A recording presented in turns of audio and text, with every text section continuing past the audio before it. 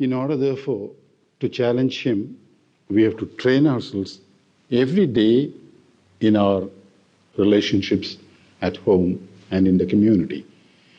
So, you can see how absurd it is for people to drop out of society, to turn their back upon their home, to leave their college, or to quit their job, which is the training ground. This is a big gymnasium where you go and get into your gym shorts and work at it every day. And I cannot imagine, for the vast majority of very ordinary people like me, the possibility of even leading the spiritual life with some measure of success, except in the daily loving context at home and in our work and at play. Desire, the word that is used by Thomas A. Kempis, is really the raw material of love.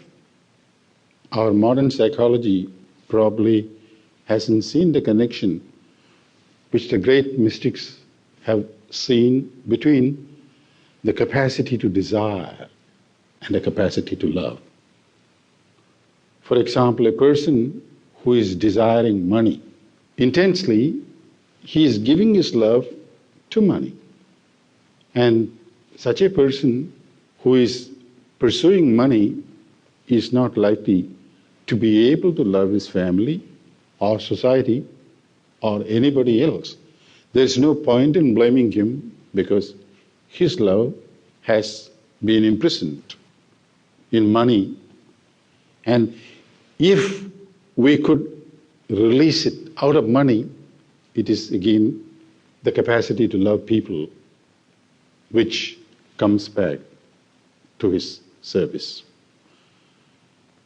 Sri Ramakrishna, the great saint of the latter part of the 19th century in India, after whom the Vedanta Society does great work in this country, he would constantly point out that there are only two obstacles between us and God, between us and the divine ground of existence.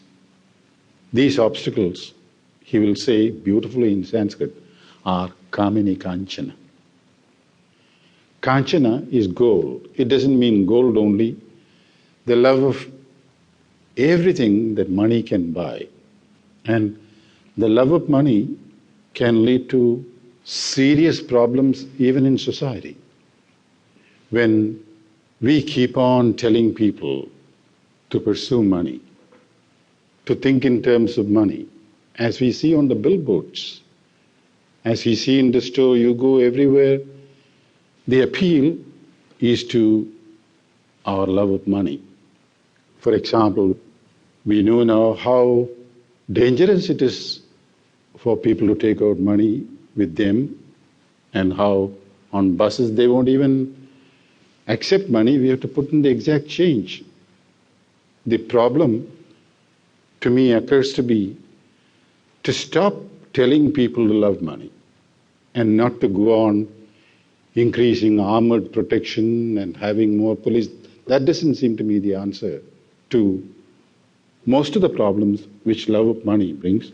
And most people will respond vigorously if we tell them that money is not to be loved, money is no measure of man's worth. It is not how much money a man has that makes him rich. It is how much he gives of himself, of his energy, of his resources, of his love. This is what makes man rich. And here we have all been conditioned to believe that he who has is rich. And the great mystics say, not he who has is rich, but he who gives is rich.